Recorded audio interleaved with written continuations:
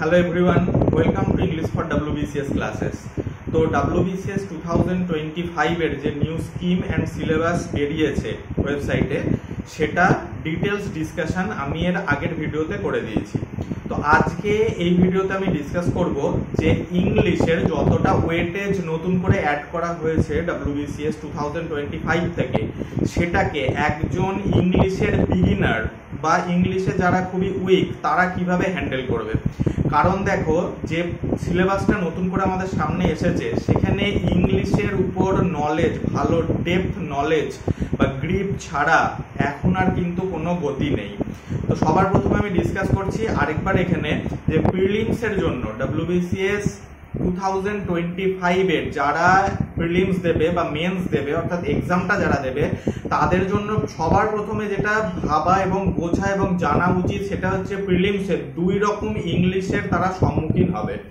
প্রথম হচ্ছে প্রিলিমসের paper number 1, যে পেপার 1-এ অবজেক্টিভ টাইপ যেমন এতদিন আসতো। তুমি যদি প্রিভিয়াস ইয়ার্স কোশ্চেন পেপার দেখো তাহলে তুমি কি দেখতে পারবে যে প্রিলিমসে 25 MCQs আসতো। 2024 এর প্রিলিমস এখনো হয়নি, তাই এই 2024 এর প্রিলিমস যদি হয় তা সেখানেও তুমি দেখতে পারবে যে 25 MCQs ইংলিশের প্রথমেই দেয়া থাকে। কিন্তু 2025 থেকে দুটো পেপার হয়ে যাচ্ছে প্রিলিমসে, একটা পেপার 1 এবং একটা পেপার 2। তা পেপার 1-এ তুমি 20 খানা অর্থাৎ 20 খানা ইংলিশের অবজেক্টিভ MCQs তুমি পাবে পেপারের একদম কোশ্চেন পেপারের একদম প্রথমে, ঠিক আছে? তো সেটা তোমাকে রেডি করতে হবে। প্লাস পেপার 2 হবে প্রিলিমসে, পেপার 2 হবে যেটা ইউপিএসসি সিভিল সার্ভিস এক্সামে সিস্যাট পেপার নামে পরিচিত। সেখানে তুমি যে ইংলিশটা পাবে সেটা হচ্ছে কম্প্রিহেনশন, অর্থাৎ একটা আনসিন প্যাসেজ দেওয়া থাকবে, তার মধ্যে থেকে তোমাকে অ্যান্সার খুঁজে বার করতে হবে according to the question will be asked. যেসব কোয়েশ্চেন ওখানে জিজ্ঞাসা করা থাকবে সেগুলোর যে অপশন থাকবে সেই অনুযায়ী তোমাকে অ্যান্সারটা বার করতে হবে সেই কম্প্রিহেনশন থেকে। তাহলে প্রিলিমসেই তোমার ইংলিশের নলেজ দুই রকম ভাবে প্রিপেয়ার করতে হবে। তো কিভাবে প্রিপেয়ার করবে সেটা একটু ডিসকাস করে দিই। এর পরের ভিডিওতে আমি আরো খুঁটিনাটি ডিসকাস করব এবং কিছু মক টেস্টও আপলোড করব, ঠিক আছে, প্রিলিমসের পেপার 1 এর জন্য এবং পেপার 2 এর যে কম্প্রিহেনশন সেটার জন্য। আজকে জাস্ট আমি ভিডিওতে বলে দিচ্ছি যে যারা মানে শুরু করতে চাও, অর্থাৎ 2025 এ যারা WBCS দেবে, তারা আজকে এই ভিডিওটা দেখার সাথে সাথেই স্টার্ট করো, যেভাবে আমি তোমাদের বলে দিচ্ছি।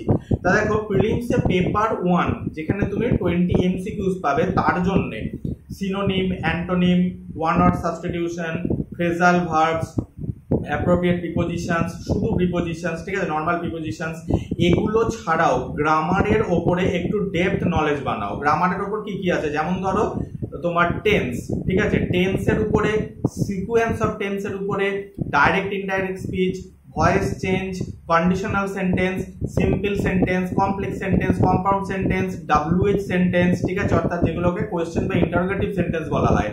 এই সব কিছুর উপরে একটা ভালোভাবে নলেজ বানাতে হবে। কেন বলছি নলেজ বানাতে হবে? কারণ একটু পরেই তোমাকে আরো আমি ভালোভাবে ডিসক্লোজ করে দিচ্ছি যে কেন এই নলেজটা তোমার কোথায় কাজে লাগবে। শুধু প্রিলিমসে কাজে লাগবে এমন নয়, প্রিলিমস ছাড়াও তোমার কাজে লাগবে। ওকে, তো এইগুলো সবার প্রথমে তুমি রেডি করো। তাছাড়াও তোমাকে এটা রেডি করতে হবে সেটা হচ্ছে পার্টস অফ স্পিচ। কারণ যদি কারেক্ট ইউজ অফ ওয়ার্ড, মানে ফিল ইন দ্য ব্ল্যাঙ্কস দিয়ে দিল, এবার জিজ্ঞাসা করলো, চারটে অপশন দিয়ে দিল, চারটে ওয়ার্ড ওখানে দিয়ে অপশন দিয়ে দিল, তোমাকে বললো যে কারেক্ট ইউজ অফ ওয়ার্ড ওখানে সিলেক্ট করে তুমি ইনসার্ট করো ওই ফিল ইন দ্য ব্ল্যাঙ্কস এর মধ্যে। তোমার যদি পার্ট অফ স্পিচের ওপর নলেজ না থাকে তাহলে তুমি ওই ধরনের কোশ্চেনকে কিন্তু অ্যাটেম্প করতে পারবে না। অ্যাটেম্প করলেও ভুলভাল অ্যাটেম্প হয়ে যাওয়ার সম্ভাবনাই বেশি। যার জন্য প্রিলিমসের পার্ট 1 এর জন্য যেগুলো আমি এখন তোমার সঙ্গে ডিসকাস করলাম এগুলো করো। যে কোনো গ্রামার বই হাতে তুলে নাও। এরম নয় যে শুধু পিসি দাসই আমার দরকার, এরম নয় যে শুধুমাত্র আমার ডেনমার্টিনই দরকার, এরম নয় যে শুধুমাত্র আমার পিকেতে সরকারি দরকার, এরম নয়। যে গ্রামার বই তোমার হাতের সামনে আছে সেই গ্রামার বই তুলে নাও, ঠিক আছে। যদি তোমার বই পড়তে বিরক্ত লাগে বা বই পড়তে ভালো না লাগে বা বই পড়তে গিয়ে হয়তো তুমি কিছু বুঝতেই পারছো না, তাহলে এই ভিডিওর ডেসক্রিপশনে আমার হোয়াটসঅ্যাপ নাম্বার পেয়ে যাবে, সেখানে আমার সঙ্গে হোয়াটসঅ্যাপে কথা বলো, আমি তোমাকে অনলাইন কোর্সের ব্যবস্থা করিয়ে দেবো, ঠিক আছে। খুব মিনিমাল কস্টে তুমি পুরোপুরি গ্রামারটা তোমার আয়ত্তে চলে আসবে। ওকে, এটা গেল পেপার 1 এর জন্য। এবার প্রিলিমসের পেপার 2 এর জন্য যেখানে কম্প্রিহেনশন তুমি সলভ করতে হবে, ঠিক আছে। 60 মার্কসের কম্প্রিহেনশন আসবে, 60 মার্কস, ঠিক আছে। ইয়েস, 60 মার্কসের ইংলিশ কম্প্রিহেনশন ওখানে থাকবে। তো দেখো কম্প্রিহেনশন এই কম্পিটিটিভ এক্সামে স্পেশালি সিভিল সার্ভিসে, ওয়েস্ট বেঙ্গল সিভিল সার্ভিস হোক বা ইউপিএসসি সিভিল সার্ভিস হোক, সেই সব জায়গায় কম্প্রিহেনশন কিন্তু ফ্যাকচুয়াল আসে না। অর্থাৎ কি কম্প্রিহেনশনের মধ্যে একটা ইনফরমেশন থাকলো, তোমাকে কোশ্চেন জিজ্ঞাসা করলো, তুমি ওই ইনফরমেশনটাকে বার করে জাস্ট অ্যান্সার লাগিয়ে দিলে, এরম কম্প্রিহেনশন আসবে না। কম্প্রিহেনশন আসবে অ্যানালিটিক্যাল, ঠিক আছে, বিশ্লেষণমূলক। কম্প্রিহেনশনের মধ্যে কিছু সেন্টেন্স দেওয়া থাকবে যে সেন্টেন্সগুলো তোমাকে কনফিউজ করবে, তোমাকে মানে দিয়েও কনফিউজ করা হবে, আবার কনসেপ্ট দিয়েও কনফিউজ করা হবে, ঠিক আছে। ধরো সেখানে তুমি তোমার মন থেকে কিছু অ্যাড করতে পারবে না। সাপোজ একটা এক্সাম্পল নাও, ধরো কম্প্রিহেনশনটা তুমি পড়ে বুঝলে যে স্মোকিং এর ওপর কম্প্রিহেনশন এসেছে। এবার তোমাকে মানে কোশ্চেনে জিজ্ঞাসা করা থাকবে যে স্মোকিং আমাদের স্বাস্থ্যের জন্য ক্ষতিকারক, স্মোকিং আমাদের স্বাস্থ্যের জন্য ক্ষতিকারক নয়, বেশি স্মোকিং করলে স্বাস্থ্যের জন্য ক্ষতিকারক, কম স্মোকিং করলে স্বাস্থ্যের জন্য ক্ষতিকারক নয়, এরকম সব অপশন থাকবে। কম্প্রিহেনশনের মধ্যে যেটা বলা আছে, যদি কম্প্রিহেনশনে বলা থাকে যে স্মোকিং যদি অল্প আধটু করা যায় সেটা স্বাস্থ্যের জন্য ক্ষতিকারক হবে না, না হওয়ার চান্স বেশি, তাহলে তোমাকে এই কনসেপ্টটাই লাগাতে হবে। তুমি কিন্তু তোমার এই যে তুমি পড়ে ভাবলে যে না স্মোকিং তো আমাদের স্বাস্থ্যের জন্য ক্ষতিকারক, তুমি সেইটা টিক মারতে পারবে না, ঠিক আছে। এটা আমি এখন জাস্ট ওরালি তোমাদের বলছি, এরপরে যখন আমি মক টেস্ট আনবো এবং যখন আমার এই চ্যানেলে আমি তোমাকে কম্প্রিহেনশন সলভ করে দেখাবো, তখন তুমি ব্যাপারটা আরো ক্লিয়ারলি বুঝতে পারবে। তাহলে এর জন্য তোমাকে কি করতে হবে, এর জন্য তোমাকে আরো বেশি রিডিং পড়তে হবে। স্পেশালি সেগুলো রিডিং পড়তে হবে যেগুলো তোমার ডিবেটমূলক, মানে ডিবেট করার জন্য যেসব প্যারাগ্রাফগুলো থাকে, তুমি নিউজ পেপারে পড়তে পারো, তুমি কোনো ম্যাগাজিনে পড়তে পারো, বা তুমি যে কোনো গ্রামার বইতে যে ছোট ছোট করে প্যারাগ্রাফগুলো থাকে সেগুলো করতে পারো, ঠিক আছে। এছাড়া ওই যে তোমাকে বললাম, তুমি যদি এই সমস্ত কিছু করেও বুঝতে না পারো, তাহলে হোয়াটসঅ্যাপ নাম্বার গিভেন, তুমি হোয়াটসঅ্যাপ নাম্বার আমার সঙ্গে হোয়াটসঅ্যাপে কথা বলো, আমি ব্যবস্থা করিয়ে দেবো। কোর্স তুমি একবার যদি করে নাও, তোমার নিট অ্যান্ড ক্লিয়ার হয়ে যাবে যে কিভাবে এগুলো সলভ করতে হয়। তো এটা তো গেল প্রিলিমসের কথা। প্রিলিমসের দুটো জায়গায় ইংলিশ দরকার হচ্ছে, একটা অবজেক্টিভ এবং একটা ডেসক্রিপটিভ, ঠিক আছে। এইবার আসছি মেন্সের কথায়। তোমার প্রিলিমস ক্লিয়ার হয়ে গেল। প্রিলিমস যদি তোমার ক্লিয়ার হয়ে যায়, তোমাকে তিনটে জায়গায় ইংলিশের ডিটেলস এবং ডেপথ নলেজ দরকার হবে। প্রথম হচ্ছে পেপার এ তে, পেপার এ কোয়ালিফাইং পেপার, সেখানে ইংলিশ একটা প্যাসেজ দেওয়া থাকবে, ইংলিশ প্যাসেজ থেকে তোমাকে বাংলায় ট্রান্সলেট করতে হবে। তা তুমি যদি ইংলিশ ভালোভাবে নাই জানো, তাহলে তুমি ট্রান্সলেশনে কি করে ওটাকে বাংলায় ট্রান্সলেট করতে পারবে? বাংলা হোক নেপালি হোক, সেটা ট্রান্সলেট করতে হবে। তা ট্রান্সলেট করার জন্য ফার্স্ট অফ অল তোমাকে আগে কম্প্রিহেনশনের, মানে ওই ইংলিশ যে প্যাসেজটা দেয়া থাকবে সেই প্যাসেজের মানেটা বুঝতে হবে। প্যাসেজের মধ্যে দেখো বিভিন্ন ধরনের ওয়ার্ডের খেলা থাকবে। প্যাসেজের মধ্যে যে যে কথাগুলোর আগে বললাম, sequence of tense, direct indirect speech, তারপরে ওখানে সাবজেক্ট ভার্ব এগ্রিমেন্টের কিছু ব্যাপার থাকবে, ঠিক আছে, পার্ট অফ স্পিচ, তারপরে তোমার narration change, simple, complex, compound, এই সমস্ত মিক্স আপ করে একটা প্যাসেজ তোমাকে দেওয়া হবে, যেটাকে ট্রান্সলেট করতে হবে বাংলায় অথবা নেপালিতে। তাহলে তুমি যদি কমপ্লিট ইংলিশ গ্রামারের নলেজটা না রাখো এবং যদি ট্রান্সলেশন প্র্যাকটিস তোমার না থাকে, তাহলে এটা কিন্তু যথেষ্ট টাফ ব্যাপার হয়ে যাবে তোমার পক্ষে যে সেটাকে তুমি বাংলায় ট্রান্সলেট করো বা নেপালিতে ট্রান্সলেট করো। বোঝা গেল? তাহলে এখানে গেল পেপার এর কথা। এবার আসছি পেপার বি। পেপার বি ও কোয়ালিফাইং ইন নেচার, তোমাকে 30% মার্কস পেতে হবে। আর থাকবে কি না ইংলিশ এসে। এবার তোমাকে আমি একটা কথা বলে রাখি, দেখো এই যে ইংলিশের যেটা পেপার বি অর্থাৎ কোয়ালিফাইং পেপার, এই কোয়ালিফাইং পেপারে তুমি যদি 30%-এর বেশি মার্কস পাও, তবেই তুমি ইংলিশ যে এসে রাইটিং করবে, ঠিক আছে, 250 মার্কসের যে এসে রাইটিং আসবে, 2 কি 3টে এসে লিখতে হতে পারে, তুমি সেই এসেতে ভালোভাবে মার্কস আনতে পারবে। তুমি যদি পেপার বিতে অর্থাৎ কোয়ালিফাইং পেপারে তুমি যদি 30%, অ্যারাউন্ড 30% যদি মার্কস পাও, তাহলে তুমি ইংলিশ এসেতে কখনোই ভালো ফল করতে পারবে না। এটা নিয়ম, ঠিক আছে, এইভাবেই কোশ্চেন পেপার কিন্তু সেট করা হয়, এটাই কনসেপ্ট। তো এখানে তোমাকে রাইটিং এর উপর ফোকাস করতে হবে। তুমি যখন পেপার বিতে তোমার রাইটিং তুমি করবে, পেপার বিতে কি কি থাকবে বলো? পেপার বিতে তোমার বেসিক্যালি থাকবে, দেখো ইংলিশ তোমার থাকবে comprehension of a given passage, তার মানে একটা কম্প্রিহেনশন দেওয়া থাকতে পারে, একটা প্যাসেজ দেওয়া থাকতে পারে সেম, ঠিক আছে, যেটা তোমার সিস্যাট পেপারে থাকবে, মানে প্রিলিমসে থাকবে সেই রকম একটা থাকবে। আরেকটা থাকবে কি না প্রেসিজ রাইটিং থাকবে।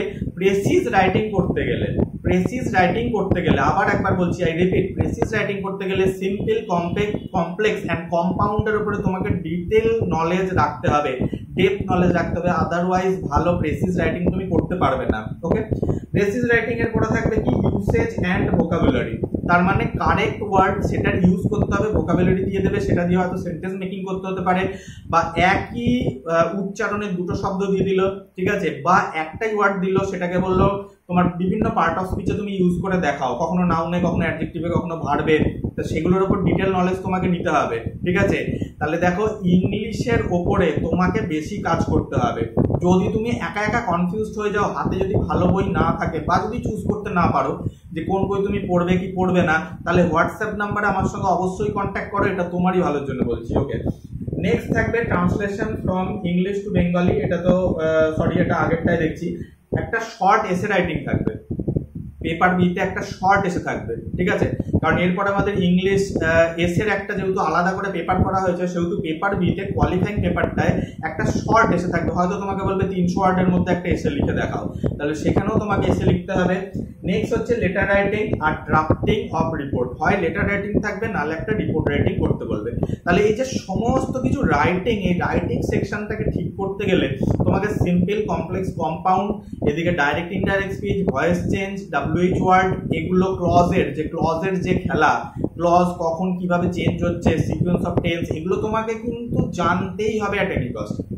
আদারওয়াইজ তুমি না প্রিলিমসে ভালো ফল করতে পারবে, মানে মার্কস আনতে পারবে না, তুমি এসে পেপার এ তে ট্রান্সলেশন ভালো করতে পারবে না, পেপার বি তে তুমি কমপ্লিট 300 মার্কসের মধ্যে 30% মানে 90 মার্কসও তুমি আনতে পারবে না। এইবার আসছে ইংলিশ এসের কথা। তার আগে আরেকটা কথা আমি তোমাদের এখানে মনে করিয়ে দিচ্ছি, পেপার এ এবং পেপার বি, মেন্সের কথা বলছি, পেপার এ এবং পেপার বি, এই দুটো পেপারে তুমি যদি প্রত্যেকটায় 30% করে মার্কস পাও, তবেই তোমার বাকি পেপারগুলো মেন্সে দেখা হবে। আর তুমি যদি একটাতে 30%-এর কম মার্কস পেয়ে যাও, তাহলে বাকি পেপারগুলো দেখাই হবে না, তুমি যতই ভালো লিখে আসো। তাহলে ইংলিশ কতটা ইম্পর্টেন্ট হয়ে যাচ্ছে 2025 থেকে WBCS এর জন্য, ঠিক আছে। এইবার আমি আসছি ইংলিশ এসের কথা, যেটা 250 মার্কসের। সেখানে দেখো একটা ফ্রেজ এখানে বলে দেওয়া হয়েছে যে তুমি যখন ইংলিশ এসে লিখবে, ঠিক আছে, ইংলিশ এসের মধ্যে তোমাকে ভালোভাবে ওয়ার্ডের ইউজ করতে হবে, ইকোনমি অফ ওয়ার্ডস, তার মানে কি কোনো এক্সট্রা ব্লাফ দেওয়া যাবে না, কোনো একটা সেন্টেন্সকে বা কোনো একটা কনসেপ্টকে বা কোনো একটা ওয়ার্ডকে বারবার রিপিট করা যাবে না, ওই কি ইংলিশ এসের মধ্যে। এখানে কিন্তু মার্কস কোয়ালিফাইং নয়, এখানে তুমি যত মার্কস তুলতে পারবে ততই তোমাকে দেওয়া হবে। 2 কি 3টে এসে লেখা যায়। এই এসেটার মধ্যে একটা অ্যাডমিনিস্ট্রেটর বা একটা অ্যাডমিনিস্ট্রেটিক্স, সে কি কোয়ালিটির এসে লিখতে পারে, তাই না, তার মধ্যে কনসেপ্ট থাকবে, তার মধ্যে সাজেশন থাকবে, তার মধ্যে সমাজের যে প্রবলেম, সে প্রবলেম থাকবে, মানে রুট কজ থাকবে, তার সলিউশন সাজেস্ট করা হবে। এই সমস্তগুলো পরপর তোমাকে লিখতে হবে, হয়তো 500 ওয়ার্ড থেকে 1000 ওয়ার্ডের মধ্যে এক একটা এসে লিখতে হতে পারে, তার টপিক দেয়া থাকবে। তো এইগুলো তুমি কিভাবে হ্যান্ডেল করবে, দেখো প্রথমেই তুমি বড় বড় এসে লিখতে যেও না, যারা স্টার্ট করছো সবে, যারা অলরেডি অনেকবার করে ফেলেছো এক্সপিরিয়েন্স তাদের কথা আলাদা, কিন্তু যারা স্টার্ট করছো তারা সবার প্রথমে ছোট ছোট এসে লেখো।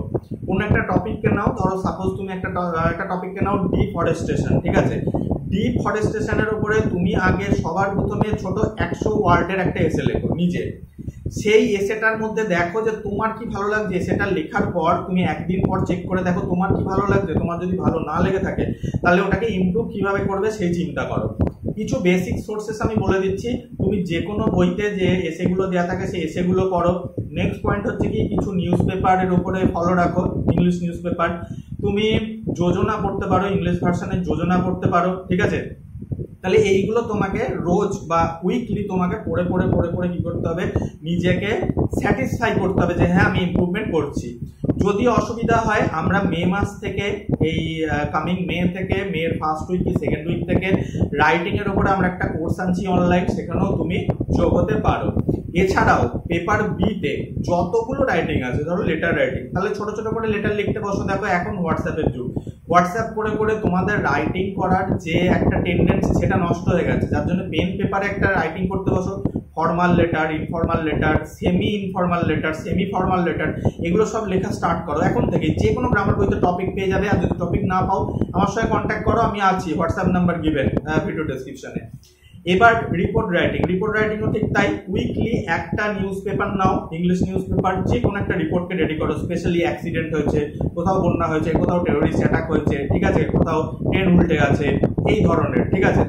আচ্ছা, এরপরে আমরা যেটা চলে আসছি তোমার ইউসেজ অফ ভোকাবুলারি। এটার জন্য তোমাকে হোমোনিমস, সিনোনিমস, অ্যান্টোনিমস এগুলো সমস্ত কিছু রেডি করতে হবে। ফ্রেজাল ভার্ব, একটা ফ্রেজাল ভার্বের অ্যান্সার কিভাবে আমি তোমার ইডিয়মস এর মাধ্যমে দিতে পারি, অর্থাৎ ফ্রেজাল ভার্ব আর ইডিয়মস এর মধ্যে যে তোমার কানেকশন সেটাও তোমাকে জানতে হবে। আর যেটা তোমার সামনে থাকছে সেটা হচ্ছে প্রেসিজ রাইটিং। প্রেসিজ রাইটিং এর জন্য যেমন একটা প্যাসেজকে ভালোভাবে পড়ে তার মানে বোঝার চেষ্টা করতে হবে, প্লাস তোমাকে simple sentence, complex sentence and compound sentence খুব ভালোভাবে শিখতে হবে। কারণ প্রেসিভ তুমি যখন অ্যান্সার লিখবে তখন তোমাকে সিম্পল সেন্টেন্সেই লিখতে হবে, কমপ্লেক্স এবং কম্পাউন্ড সেন্টেন্সকে যতটা সম্ভব অ্যাভয়েড করতে হবে। তাহলে এটা হচ্ছে একটা বেসিক কম্প্যাক্ট আইডিয়াস তোমার সঙ্গে আমি ডিসকাস করলাম। কারণ প্রিলিমস এর দুটো পেপারের জন্য ইংলিশ থাকছে এবং মেন্স এর তিনটে পেপারে তুমি ইংলিশের নলেজ তোমাকে মানে প্রুভ করতে হবে, সেরকম ব্যাপার করে দিয়েছে অ্যাকর্ডিং টু দ্য সিলেবাস। এছাড়াও যারা 2024 এর প্রিলিমস দিতে যাচ্ছ তারাও আমার সঙ্গে কন্ট্যাক্ট করতে পারো, অনলাইন কোর্সে ভর্তি হতে পারো। তোমার প্রিলিমসে 25 এর মধ্যে 20 to 22 মার্কস আমরা তোমাকে পাইয়ে দেবো। That's all for this video. আমি ইন ফিউচার এই সমস্ত যেগুলো ডিসকাস করলাম এর উপরে আমি ভিডিও আনবো, প্র্যাকটিস করে দেখাবো, প্র্যাকটিস মক টেস্ট আমি তুলবো। Thanks for watching. যদি ইচ্ছা হয় আমাকে ফলো করতে পারো চ্যানেল সাবস্ক্রাইব করে। দেখা হচ্ছে নেক্সট ভিডিওতে।